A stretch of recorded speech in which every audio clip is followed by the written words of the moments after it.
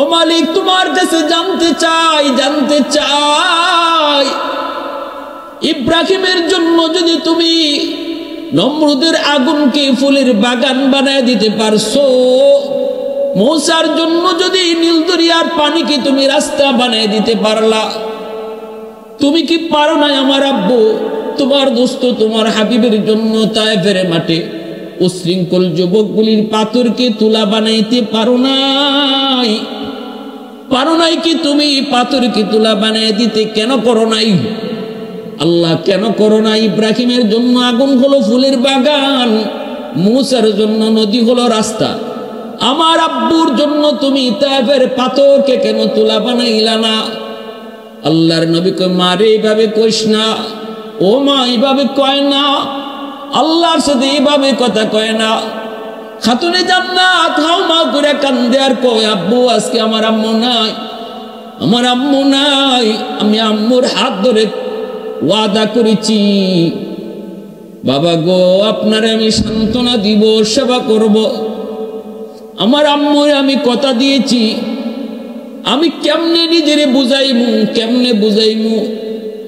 আজকে তায়েফের মানুষগুলো আপনার সাথে যে আচরণ করলো কেমনে বুঝাইমু? আল্লাহ তো পারতো, কিন্তু আল্লাহ করে নাই কেন?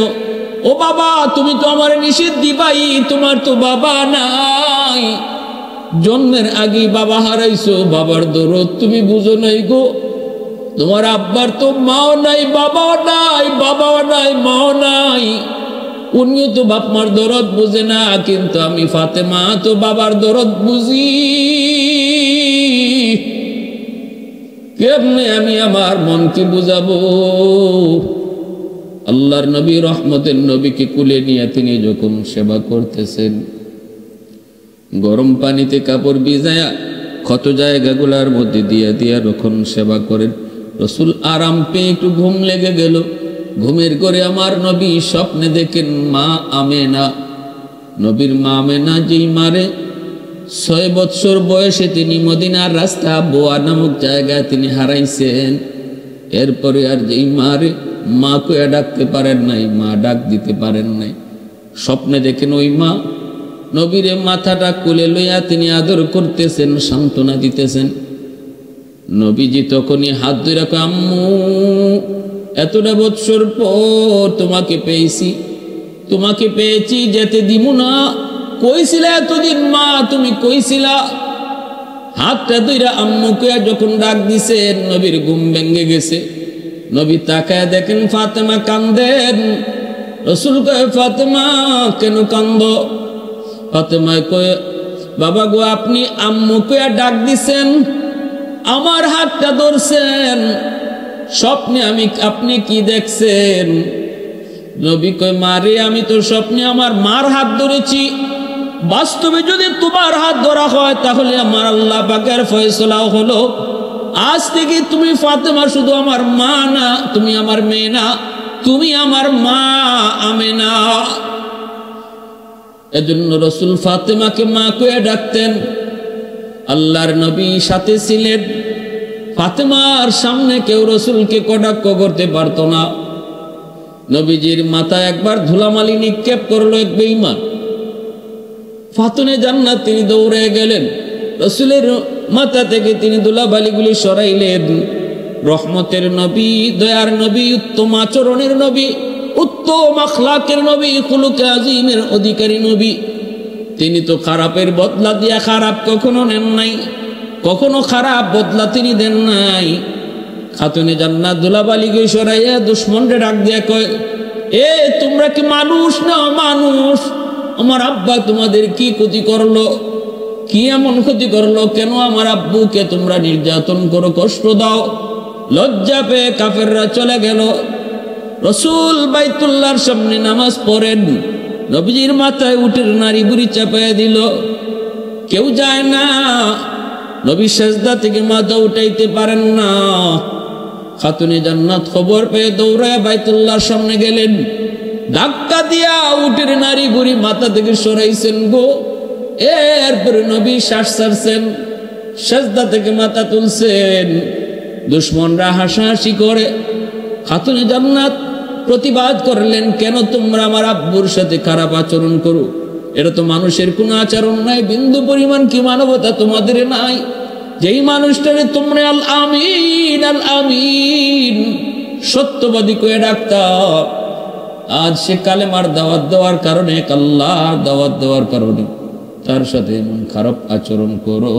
এটা তো কোনো মানুষের আচরণ নয়, এটা তো কোনো মানুষের কাজ নয়। ওরা লজ্জায় মাথা নিচু দিয়ে চলে গেল। এইভাবে মায়ের নবী, দয়ার নবীরে তিনি সব সময় কাছে রাখতেন, সান্ত্বনা দিতেন। নবীজি আঘাত পেলে নবীরে তিনি সেবা করতেন। রাসূল শুধু মেয়ে হিসাবে দেখতেন না, মার মতো জানতেন, যেন রাসূল আমেনা হারাইয়া আমেনাকে রাসূল আবার পাইছেন। ভাইরা বন্ধুরা, এইভাবেই খাতুনে জান্নাত ফাতেমা রাদিয়াল্লাহু তাআলা আনহা বাবার সাথে থেকে বড় হয়ে মদিনায় হিজরত তিনি রাসূলের সাথে করলেন। মদিনায় হিজরত করার পর ফাতেমা তখন যুবতী হয়ে গেছেন। রাসূল মদিনায় ঘোষণা দিলেন, ফাতেমার বিয়ে দিয়ে দিব। কত সাহাবায়ে কেরাম বিয়ের জন্য প্রস্তাব দেয়, কিন্তু নবী কোনো কথা বলেন না। উসমান কয়, আলী, আমার মন বলে তুমি যদি বিয়ের প্রস্তাব দাও তাহলে নবী রাজি হবে। আলী কয়, উসমান, এটা কেমনে কম? আমি তো নবীর ঘরে থাকি, নবীর ঘরে খাই, আমি কেমন করে ফাতেমার জন্য বিয়ের প্রস্তাব দেব? উসমান কয়, আলী, যা, সাহস করে বিয়ের প্রস্তাব দে। আমার মন বলে তুমি যদি বিয়ের প্রস্তাব দাও তাহলে রাসূল রাজি হয়ে যাবে। ফাতেমার জন্য আলী যখন বিয়ের প্রস্তাব দিলেন, মায়ার নবী, দয়ার নবীকে, আলী, দেরি করলি কেন? তোমার সাথে আমার ফাতেমার বিয়ের ঘটকালি করছেন আল্লাহ, আল্লাহ নিজে, তাহলে আমার ফাতেমার মোহর কি দিবা? কিছুই তো নাই। আলী কয়, নবী গো, আপনার ঘরে খাই, আপনার ঘরে থাকি, মোহর দিব কি? নবী কয়, আছে কি? কয়েকটা ঘোড়ার একটা বর্ম। রাসূল কয়ে, যাও, বর্মটা বিক্রি করে যা পাও তা দিয়ে মোহর হবে। এই বর্ম বিক্রি করতে নিলেন, উসমান গনি কিনলেন, 400 দিরহাম দিয়া দিলেন। এই 400 দিরহাম দিয়া মোহর ধার্য হলো। আর উসমান গনি সেই বর্মটা আলীর বিয়েতে আবার উপহার দিয়ে দিলেন।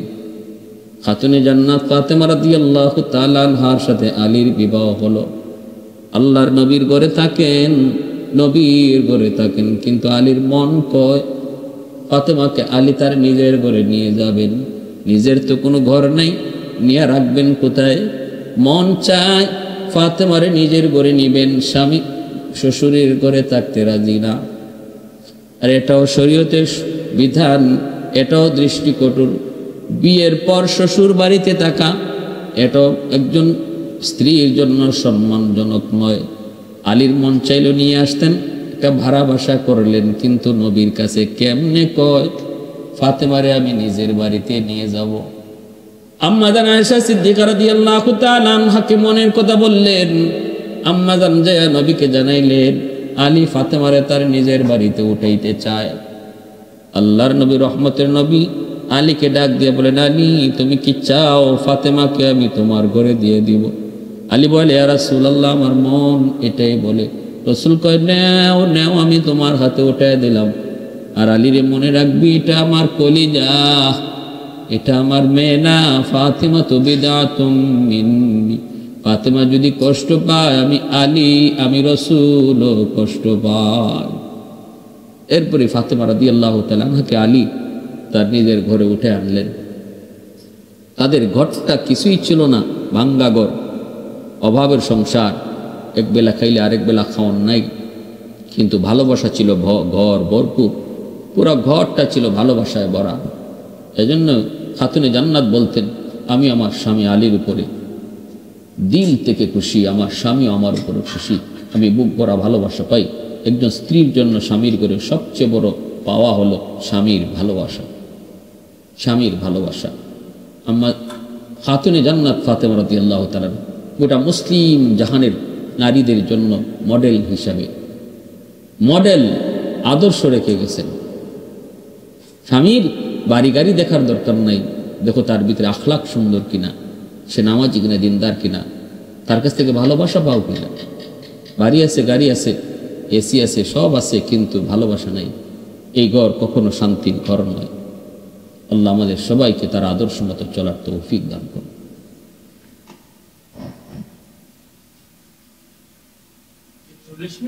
আল্লাহর নবী, রহমতের নবী, মায়ার নবী বসা আছেন জিব্রাইলে আমিন জান্নাতে একটা ফল নিয়ে নবীর কাছে হাজির। আল্লাহর নবীকে বলতেছেন, নবী গো, আপনি জান্নাতি ফলটা ভক্ষণ করেন, এটা হলো জান্নাতি ফল। মায়ার নবী, দয়ার নবী জান্নাতি ফল হাতে নিলেন। এত সুঘ্রাণ হবেই তো, এ তো দুনিয়ার কোনো ফল নয়, দুনিয়ার কোনো সাধারণ ফল নয়, জান্নাতি ফল, জান্নাতি ফল। দুনিয়ার যত ফলমূল, দুনিয়ার যত নিয়ামত, দুনিয়ার যত যা কিছু, সব কিছু হলো নকল, জান্নাতি সব কিছু হলো আসল। এজন্য এই ফল হাতে নেওয়া মাত্রই এত সুঘ্রাণ, হবেই তো জান্নাতি ফল। মুখে নিলেন, স্বাদ অতুলনীয়। এ যুবক, দুনিয়ার আপেল, জান্নাতি আপেল সমান নয়, দুনিয়ার আম, জান্নাতি আম কখনো সমান নয়, দুনিয়ার মাছ, জান্নাতি মাছ সমান নয়, দুনিয়ার গোশত, জান্নাতি গোশত সমান নয়। দুনিয়ার যত যা কিছু আমরা পাই সব হলো নকল, জান্নাতে আল্লাহ সব রেখেছেন আসল। স্বাদটাও হবে আসল, জান্নাতি নিয়ামতের স্বাদটাও হবে আসল। এজন্য মায়ার নবী, দয়ার নবী এই জান্নাতি ফলটা ভক্ষণ করলেন। মায়ার নবী জান্নাতি ফল ভক্ষণ করার পর রাসূল করিম সাল্লাল্লাহু আলাইহি ওয়াসাল্লাম আম্মা জান খাদিজাতুল কুবরা রাদিয়াল্লাহু তাআলা আনহা, নবীজির প্রিয়তমা বিবি, গোটা উম্মতের মা, ইসলামে যার সবচেয়ে বেশি অবদান, সর্বপ্রথম কালেমা পড়ে মুসলমান হওয়ার ভাগ্য যার ছিল, তিনি কোনো পুরুষ নন, তিনি হলেন এই উম্মতের জননী আম্মা জান খাদিজাতুল কুবরা রাদিয়াল্লাহু তাআলা আনহা। কয়েকদিনের ভিতরেই আম্মা জান গর্ভবতী হলেন। জিব্রাইল আমিন এসে বলতেছেন, নবী গো, জান্নাতি ফল খাওয়াইছিলাম কয়েকদিন আগে, মনে আসেনি? আপনার বিবি খাদিজা তো গর্ভবতী। আল্লাহ পাক আমাকে পাঠাইছেন আপনাকে নিউজ দেওয়ার জন্য, সুসংবাদ জানানোর জন্য। এবারও আপনার একজন মেয়ে সন্তান জন্ম নিবে, যেই মেয়ে হবে গোটা মুসলিম জাহানের জন্য আদর্শ, যেই মেয়েটা হবে নেককার, দিনদার, বড় আল্লাহ ওয়ালি, সুন্দর হবে, অতুলনীয়। আল্লাহ আমাকে এই খবর সুসংবাদ দিয়ে আপনার কাছে পাঠাইছেন। গোটা মুসলিম জাহানের আদর্শ নারী হবে সে।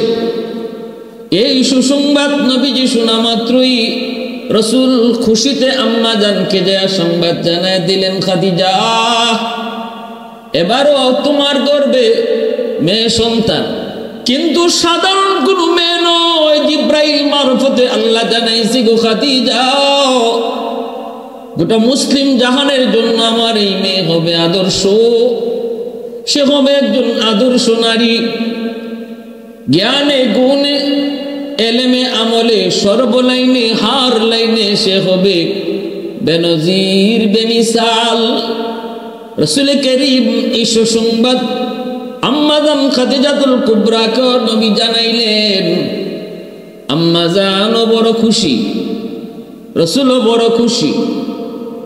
কিছুদিন পর আম্মা জানের গর্ভে তো খাতুনে জান্নাত ফাতেমা, কিন্তু সন্তান পেটে আসলে পরে মার যেমন কষ্ট হয়, আম্মা জানের বিন্দু পরিমাণ কষ্ট হয় নাই, বিন্দু পরিমাণ তিনি কষ্ট অনুভব করেন নাই। যেদিন ভূমিষ্ঠ হবেন সকালবেলা ব্যথা শুরু হলো। নবুয়তের ৫ম হিজরি শুক্রবার দিন ফজরের নামাজের পর আম্মাজানের ব্যথা শুরু হলো, প্রসব ব্যথা। কেউ নাই ঘরে, আম্মাজান শুধু একা। আম্মাজান শুধু একা। একজন বাদীকে পাঠাইলেন আত্মীয় স্বজনের ভিতর থেকে কিছু মহিলাকে আনার জন্য, সাহায্যের জন্য। কাউকে পাও কিনা একটু দেখো। বাদী ঘুরে ঘুরে তার আত্মীয়দের বাড়িতে গেলেন, জানাইলেন খাদিজা হালত এমন, কিন্তু কেউ রাজি হয় না। প্রত্যেকটা মহিলাই এক কথাই কয়, খাদিজা আমাদের বংশে কলঙ্ক লাগাইছে। আমরা আছি আমাদের বাপদাদার ধর্মে, কিন্তু খাদিজা মুহাম্মদের ধর্ম গ্রহণ করেছে। এই বিপদও আমরা তার সাহায্য করব না। কত নিষ্ঠুর! অথচ আম্মাজানের দান সৎকার সহযোগিতা। মক্কার জমিনে এমন কোন মানুষ নাই রে যুবক, যে পায় নাই, যে পায় নাই, যে নেয় নাই। আম্মাজান ছিলেন মক্কার সবচেয়ে ধনী নারী। দানের হাত ছিল অনেক বড়। বিপদে পড়ে কেউ আসলে এমন কোনো মানুষ নাই যে খালি হাতে ফেরত যেত। তাকে যখন যা দেওয়ার তাই তিনি দান করতেন।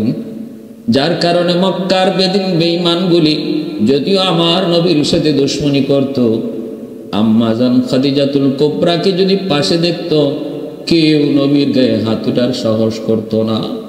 এমনকি রসুলকে কটাক্ষ করার সাহস করত না যদি আম্মাজান কাছে থাকতেন। আবু জাহেলের মতো লোক আম্মাজানকে দেখলে অন্য রাস্তায় চলে যেত। আবু জাহেলের মতো লোক আম্মাজানের সামনে চোখ তুলে তাকায় কথা কওয়ার সাহস ছিল না। একদিন রাস্তায় আবু জাহেলকে পেয়ে গেছেন আম্মাজান। তিনি জিজ্ঞেস করেন, এ আবু জাহেল, তুই আমার স্বামী মুহাম্মদকে কেন কটাক্ষ করো? কেন মন্দ বলো? কেন মন্দ বলো? তোমরা কি আমার স্বামীকে আল আমিন বলো নাই? তোমরা কি তারে সত্যবাদী কও নাই? তাহলে আজ কেন তারে মন্দ বলো? আবু জাহেল জবাব দেয় না, চোখ তুলে কথা কয় না। কারণ নুন খাইছে যার, গুণ তো গাইতে হবে তার। আবু জাহেল কয়, সময় হলে বলবো। আম্মাজান কয়, ঠিক আছে, সময় হলে শুনবো। সাথে সাথে মক্কার লিডার গুলাকে তার বাড়িতে দাওয়াত করলেন। আবু জাহেল সহ লিডাররা তার বাড়িতে হাজির। আবু লাহাবও ছিল। আম্মাজান ওদেরকে মন তুষ্ট করে দাওয়াত খাওয়াইলেন, যা চাইছে তাই খাওয়াইলেন। খাওয়ানোর পর ওরা আম্মাজানের প্রশংসা করতেছে। এই অবস্থায় আম্মাজান বলেন, আজ তোমাদের কাছ থেকে একটা কথা নিব। প্রথম নম্বর কথা হলো, আমার স্বামী মুহাম্মদ, বলো কোন দিক দিয়া তার কম, সে কোন দিক দিয়া ছোট, একটু আমাকে তোমরা বলো। কয়, মুহাম্মদের অর্থ নাই, সম্পদ নাই, গরিব। আম্মাজান কয়, শুধু একটাই নাকি আরো কোন সাইড তার আছে দুর্বল? আবু জাহেল কয়, আর কোন সাইড নাই। আম্মাজান কয়, বলো তার চরিত্র কেমন? কয়, সুন্দর। বলো তার চেহারা কেমন? কয়, সবচেয়ে সুন্দর। বলো তার বংশ কেমন? কয়, সবচেয়ে ভালো। সকল সাইড দিয়ে সে 1+, সকল সাইড দিয়ে সে 1 পিস। সেখানে তার কোনো তুলনা নাই। একটা দিকই দুর্বল, সম্পদ নাই, সহায় নাই, একটাই তো দুর্বল বলে। আম্মাজান এবার সমস্ত লিডারদের সামনে বলেন, তাহলে তোমরা শোনো, আমি খাদিজার যত সম্পদ ছিল সবগুলি সম্পদ এই মুহূর্তে আমি আমার স্বামী মুহাম্মদকে দান করে দিলাম। এবার আমার কিছু নাই, সব সম্পদের মালিক, সব সম্পদের মালিক আমার স্বামী মুহাম্মদ। এবার তোমরা একটু কও, মুহাম্মদকে মানো না কোন কারণে? গরিব বলো, এখন সে গরিব নাকি মক্কার সবচেয়ে ধনী? আবু জাহেল আবু লাহাবের মুখ বন্ধ হয়ে গেল, কথা বলার সাহস তারা হারিয়ে ফেলল। আবু জাহেল কয়, খাদিজা, তোমার সাথে আমরা কথা বলে পারবো না, তোমার সাথে কথা বলে পারবো না, এই বলে তারা উঠে চলে গেল। এজন্য আম্মাজান খাদিজাতুল কুবরা রাদিয়াল্লাহু তাআলা চরম বিপদের সময় প্রসব বেদনা। একজন মহিলা জানে প্রসব বেদনা, প্রসব ব্যথা, তার ব্যথা কেমন। প্রসবের সময় যে ব্যথা, এই ব্যথা শুধু একজন মা বুঝে, দুনিয়ার আর কেউ বুঝে না রে যুবক, আর কেউ বুঝে না। প্রসব বেদনার সময় কত মা দুনিয়া থেকে চলে গেল, প্রসব ব্যথার সময় কত মা অজ্ঞান হয়ে যায়। ভালো করে মনে রাখো, এর চেয়ে বড় কষ্ট আর কিছু নাই। ভাইয়েরা, বন্ধুরা, ওই মারে তুমি বড় হয়ে কষ্ট দেও, একটু বুঝি তোমার মায়া হয় না, একটু বুঝি দরদ হয় না, একটু বুঝি তুমি ভাবো না। 1 কেজি 2 কেজি ওজনের একটা পাথর পেটে বাইদা তুমি একদিন হাইটা দেখো কেমন লাগে। সেখানে একজন মা 10 মাস 10 দিন তোমারে পেটে লইয়া এত বড় একটা বোঝা নিয়া ঘরের সব কাজগুলা করতো। কতটা কষ্ট বেদনা যখন শুরু হয়, তখন জানে একজন মা সে কি পরিমাণ কষ্ট অনুভব করে। বিপদের সময় আম্মা জানের কাছে কেউ নাই, আত্মীয় স্বজন কোনো মহিলা আসতে রাজি হয় না। একটাই তাদের কথা, খাদিজা কেন ইসলাম ধর্ম গ্রহণ করলো, কেন আমাদের বাপদাদার ধর্ম ছেড়ে দিল। এই কথাগুলা বাদিয়ে সে আম্মাজানকে শোনাইল। আম্মাজান বড় কষ্ট পেলেন। এই মানুষগুলা, ওরা যারা বিপদে পড়লে আমি খাদিজা সাহায্য করতাম গো, আমার কাছ থেকে কখনো নিরাশ হয়ে যায় নাই। ঠিক আছে, আমি কারো সাহায্য চাই না মালিক, আমি তোমার কাছে সাহায্য চাই। আমার উত্তম সাহায্যকারী হলেন আল্লাহ। আল্লাহু খায়রুল হাফিজিন।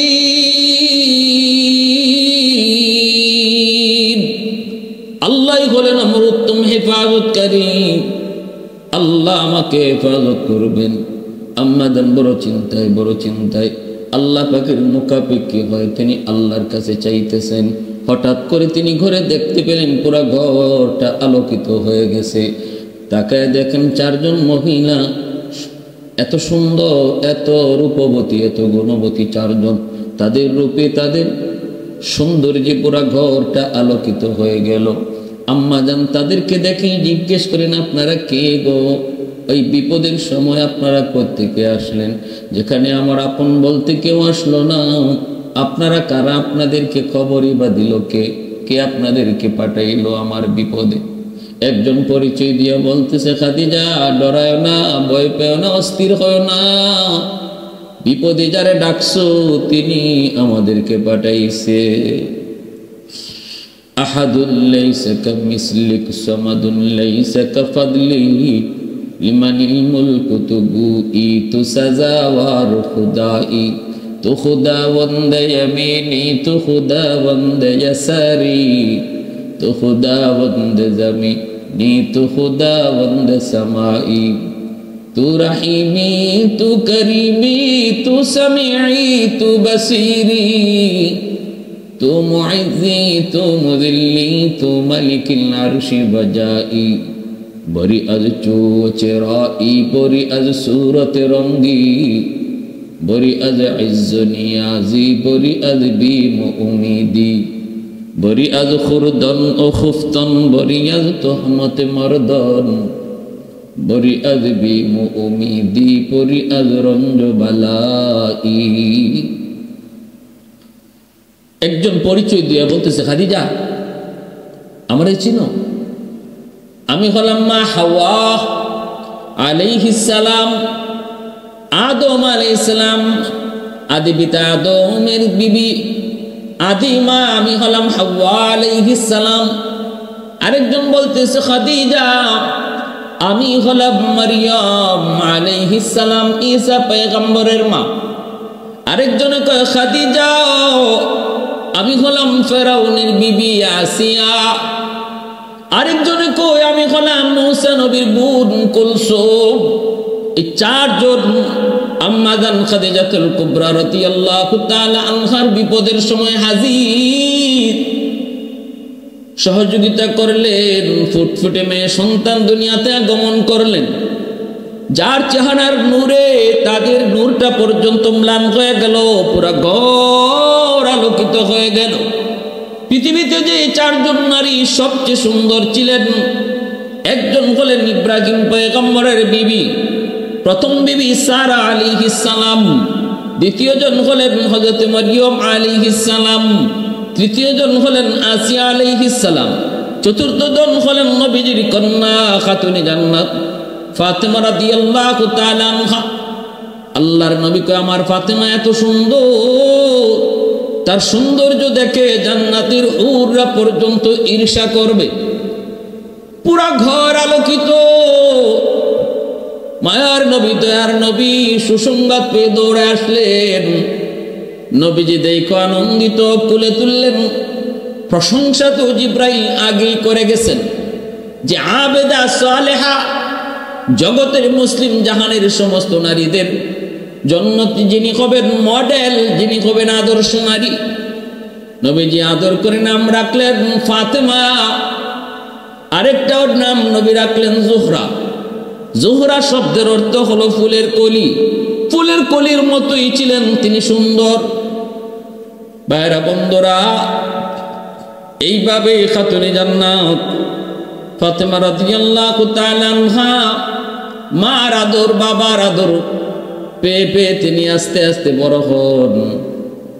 ভাইরা বন্ধুরা, যখন ছোট্ট বালিকা খাতুনে জান্নাত ফাতেমা রাদিয়াল্লাহু তাআলা আনহা শিশুদের সাথে খুব বেশি মিশতেন না, বাচ্চাদের মতো দুষ্টামিও করতেন না, অত্যন্ত গুরুগম্ভীর ছিলেন।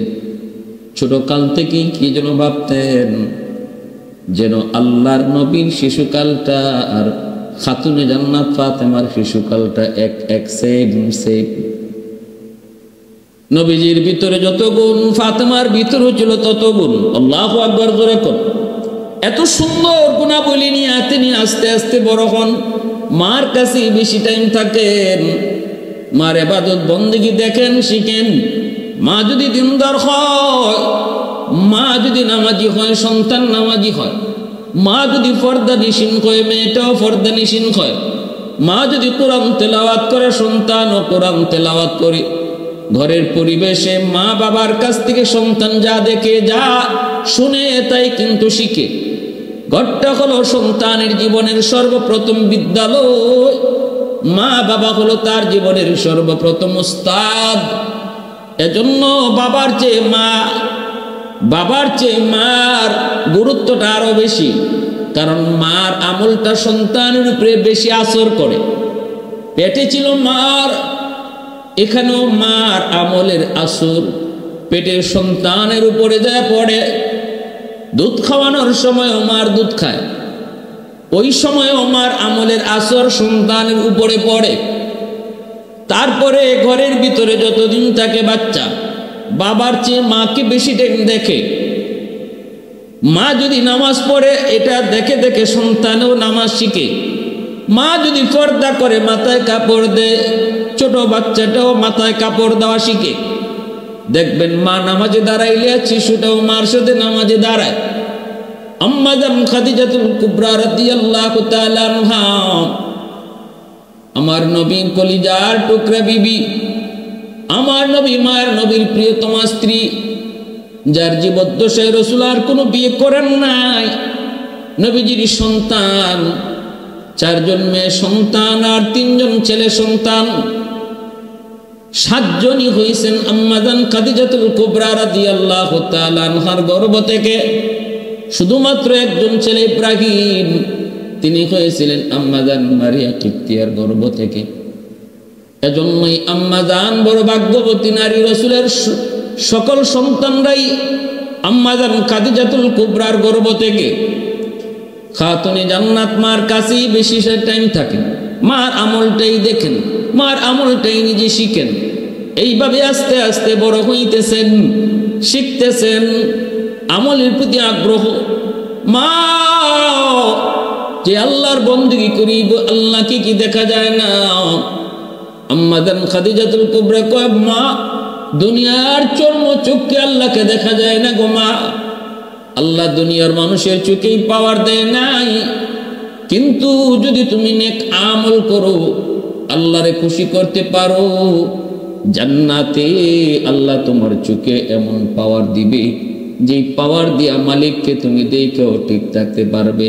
আল্লাহ পাক জান্নাতে তোমার দিদার নসিব করাবে। আল্লাহ জান্নাতে দেখা দিবে, দুনিয়ার চর্ম চোখে আল্লাহকে দেখা যায় না।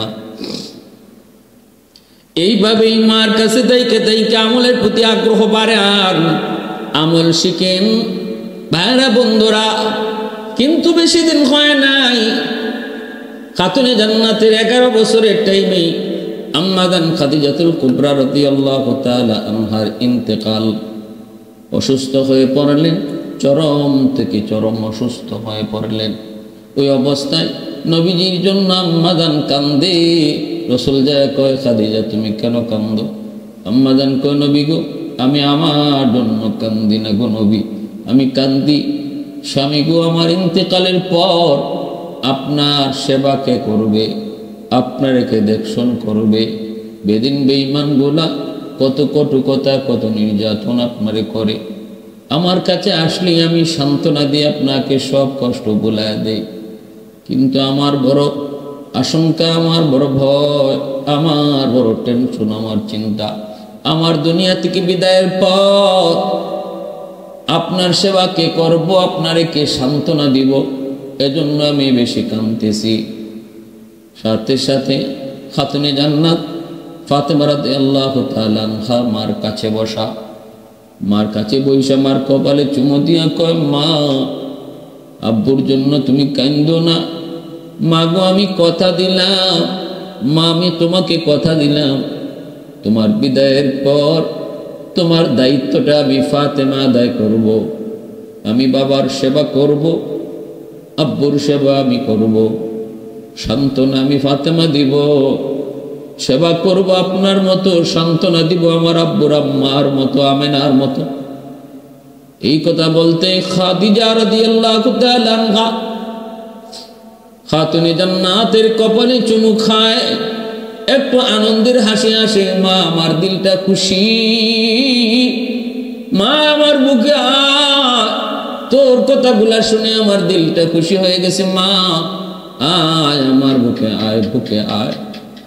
আল্লাহর নবী, রহমতের নবী, মায়ার নবী কাছে বসা। আম্মাজান খাদিজাতুল কুবরা রাদিয়াল্লাহু তাআলা আনহা বলতেছে, স্বামী গো, ও স্বামী, আমি দুনিয়ায় থাকতে তোমার কোনো হক যথাযথ আদায় করতে পারি নাই গো স্বামী, একটা আবদার করি, রাখবেননি? রাসূলকে খাদিজা, দুনিয়ায় থাকতে কোনো আবদার আমার কাছে তুমি করো নাই, এমন কি আবদার তুমি মৃত্যুর আগে আমার কাছে করবা? আম্মাদান কো, নবী গো, আমার আবদারটা হলো, কবরের জগৎটা আমার বড় ভয় লাগে, বড় ভয় লাগে। আখিরাতের প্রথম মঞ্জিল কবর, কবর যার আসান তার সব ঘাট আসান। কবরে আমার বড় ভয় হয় গো নবী, ভয়। আমার একটা অনুরোধ হলো, আমার ইন্তেকালের পর আমার কাফনের কাপড় আপনি বাজার থেকে কিনেন না, আপনার একটা পুরনের জুব্বা আমি ধুইয়া পরিষ্কার করে রেখেছি গো নবী, ওই পুরাতন জুব্বাটা আমি পরিষ্কার করে রাখছি, আপনি আমারে ওই আপনার জুব্বাটা দিয়ে কাফন পরে দিয়েন, পরনের জুব্বাটা দিয়ে কাফন পরে দিয়েন। যদি আমি খাদিজার কোনো বদামলের কারণে কবরে আযাব আসে, আগুন আসে, রহমতের নবীর কাপড় যদি আমার কাফন হয়, আমার মন বলে কবরে আগুন আমাকে স্পর্শ করবে না। স্বামী গো, আপনি আমার কবরে পার দিয়ে একটু হাইটেন, কবর নাকি চাপ দেয়, কবরের উপরে যদি রহমতের নবী হাঁটা চলা করে, কবর চাপ দেওয়ার সাহস করবে না, সবাই আমাকে কবর দিয়ে চলে আসবে, আপনি আইসেন না, কবরের পাশে দাঁড়ায় তাই কেন? যতক্ষণ পর্যন্ত না আমি মুনকার নাকিরের জবাব দিই, আপনি পাশে থাকলে আমার সাহস থাকবে। ভয় হয়, ভয় হয় গো স্বামী। আল্লাহ নবী সান্ত্বনা দিয়া কপালে চুমু দিয়া কয়, খাদিজা ভয় পেও না, তোমার জান্নাতের সুসংবাদ আল্লাহ পাক তোমাকে দুনিয়ায় তাকতি দিয়ে দিছে। কবর তোমার সাথে বেয়াদবি করবে না, এরপরও তোমার সবগুলি কথা আমি রাখবো। রসুল কবরে নিজের হাতে রাখলেন, আম্মাজানকে নিজের হাতে রাখলেন। পশ্চিম দিকে মুখ করে রাখতে চান, কিন্তু মুখটা সাথে সাথে আসমানের দিকে হয়ে যায়। রসুল রাখতে চান কিবলামুখী করে, কিন্তু মুখটা আসমানমুখী হয়। রসুল চায় কিবলামুখী, আল্লাহ চায় আসমানমুখী। এইভাবে কবর দেওয়ার পর মায়ার নবী দয়ার নবী তার পরনের জুব্বা দিয়েই তিনি কাফন দিয়া কবরে রাখলেন। কবরের পাশ দিয়ে রসুল হাঁটাহাঁটি করেন, কিছু দূরে এসে দাঁড়ায় রইলেন। মুনকার নাকির কবরে ঢুকবে, কিন্তু যেই কবরের পারে দু জাহানের বাদশা রাহমাতুল লিল আলামিন দাঁড়া আছে, ওই কবরে কেমন করে মুনকার নাকির ঢুকে, কোন সাহসে ঢুকে? পাশে দাঁড়ায় রয়েছে আল্লাহ কই জিব্রাইল তাড়াতাড়ি যাও, আমার বন্ধুকে যায় বলো কবরের পাশ থেকে যেন সরে আসে। বন্ধু দ্বারা থাকলে মুনকার নাকির কবরে ঢুকবে না। আর বন্ধুরে নির্ভয় দিও, খাদিজার টেনশন করা লাগবে না, আমি চেহারা কি আসমানমুখী বানায় দিছি, কারণ আমার খাদিজারে যখন মুনকার নাকির প্রশ্ন করবে, এই প্রশ্ন আমি শুনবো, দেখব, আর প্রশ্নের জবাব আমি নিজে দিয়ে দিব। আলহামদুলিমান কদ্দারা খাইরাম ওয়া খাবালা ওয়া শুকরু লিমান সাওয়ারা হুসনান ওয়া জামালা ফরদুন সামাদুন আন সিফাতিন খালকি বারিউন রব্বুন আযালিয়্যুন খালাকাল খালকা কামালা লা জিদ্দা ওয়ালা নিদ্দা ওয়ালা হাদ্দা লিমাওলা لا ضد ولا ند ولا حد لمولى الآن كما كان ولم يلق زوالا الآن كما كان ولم يلق زوالا यार गर यार न बरसद यार हरगिज यार नेस्त गोला गर खुशबू ना बरसद काबिले गुलजार नेस्त ए दिल तो दिल नहीं है जिस दिल में तू नहीं, ए गुल तो गुल नहीं है जिस गुल में वो नहीं, ए गुल तो गुल नहीं है जिस गुल में वो नहीं। আম্মাজান খাদিজাতুল কুবরা রাদিয়াল্লাহু তাআলা আনহার ইন্তেকালের পর মায়ার নবী দয়ার নবীর চাচাও একই বছর ইন্তেকাল করেন। নবীজির উপরে ওই বৎসরটাই হলো আমুল হুজুন, কঠিন থেকে কঠিন পেরেশানির বৎসর। এক ছায়া আবু তালিব তিনি ইন্তেকাল করলেন, আর আম্মা জান খাদিজাতুল কুবরা আরেক ছায়া নবীর তিনি ইন্তেকাল করলেন। মায়ার নবী দয়ার নবী বড় পেরেশান। আল্লাহর নবী তায়েফ গেলেন বড় আশা নিয়া। তায়েফের মানুষগুলা তারা আমার আত্মীয়, হয়তো তারা আমাকে মায়া করবে, কিন্তু তায়েফবাসী আমার নবীর সাথে কি নিষ্ঠুর আচরণ করেছে, ইসলামের ইতিহাসে কলঙ্ককর অধ্যায়। রক্ত শরীর থেকে বেয়ে বেয়ে জুতা আটকে গেল। দয়ার নবী বেহুশ হয়ে গেলেন। নবীজির পালক পুত্র যায়েদ ইবনে হারেসা আল্লাহর নবীকে বুকে লইয়া পিঠটা দিয়ে কয়ে, তায়েফের উশৃঙ্খল যুবক, তোরা যত পারো আমার পিঠে মারো, রহমতের নবীরে আর তোরা মাইরো না। আল্লাহ পাক জিব্রাইল, আমার বন্ধু রক্তের ফোঁটা মাটিতে পড়তে দিও না, আমার বরদাস্ত করবে না। তাড়াতাড়ি কই আছো তুমি? কই সিদরাতুল মুনতাহায়। জমিনে যাও, আমার বন্ধু রক্তের ফোঁটা যেন জমিনে না পড়ে, পড়লে জমিনে ভূমিকম্প শুরু হবে। সেই তায়েফের জমিনে নবী রক্তাক্ত আহত। আল্লাহ নবী দয়ার নবী মায়ার নবী একটা খেজুর বাগানে যে আশ্রয় নিলেন। উকবা ইবনে আবি মুয়তির খেজুর বাগান। ওই খেজুর বাগানের মালিক উকবা, সে তার গোলামরে পাঠাইছে, যাও মুহাম্মদ রেজা একটা খেজুর খাওয়াও। আল্লাহর নবী খেজুর খাইতে গিয়ে বিসমিল্লাহির রহমানির রহিম পড়ছেন। গোলাম সে ছিল ইহুদি। সে বলতেছে, মুহাম্মদ আপনি এই নাম কই থেকে শিখলেন? রাসূল কয়, কেন? আমি এই নামটা কোত্থেকে শুনলেন? এই নামটা কোত্থেকে শুনলেন? আল্লাহ নবী কয়, কেন? কয়, না একটু বলেন। রাসূল কয়, আগে তুমি কও, তুমি কে? কোথায় তোমার বাড়ি? কয়, নুনিয়া। হযরত জান্নুন আলাইহিস সালাম, ইউনুস আলাইহিস সালামকে বলা হয়। ইউনুস আলাইহিস সালামের এলাকার মানুষ হলো গোলাম। এই গোলাম তখন কয়, আমি জান্নুন, ওই নুনিয়া এলাকার মানুষ। আল্লাহ নবী কয়, ওই এলাকায় একজন নবী ছিলেন ইউনুস আলাইহিস সালাম, তিনি আমার নবুয়তী ভাই। গোলাম অবাক হয়ে গেল, অবাক। কয়, ইউনুস আলাইহিস সালামের নাম তো কোনো নবী ছাড়া জানার কথা না। সাথে সাথে গোলামের ইয়াকিন হয়ে গেছে তিনি আল্লাহর নবী। সাথে সাথে তার ইয়াকিন হয়ে গেছে সে আল্লাহর নবী, আমার নবী, রহমতের নবীর উপরে। ওই গোলাম কয়, আমার বুঝতে বাকি নাই, আপনি আল্লাহর রাসূল, আমাকে এই মুহূর্তে কালেমা পড়ে মুসলমান বানায় দেন। আল্লাহর নবী তায়েফ থেকে মক্কায় ফিরলেন। নবীজির মেয়েরা সবাই যায় কে দেখলেন, সান্ত্বনা দিতেছেন। ফাতেমা যায় ঢুকলেন, দরজা বন্ধ করে দিলেন, সবাইকে বের করে। রাসূল কই, ফাতেমা দরজা কেন বন্ধ করো? ফাতেমা কই, বাবা আপনি, আপনার মাধ্যমে আল্লাহর সঙ্গে কিছু কথা বলবো। প্রথম কথাটাই ফাতেমা কান্দে আর কয়, মালিক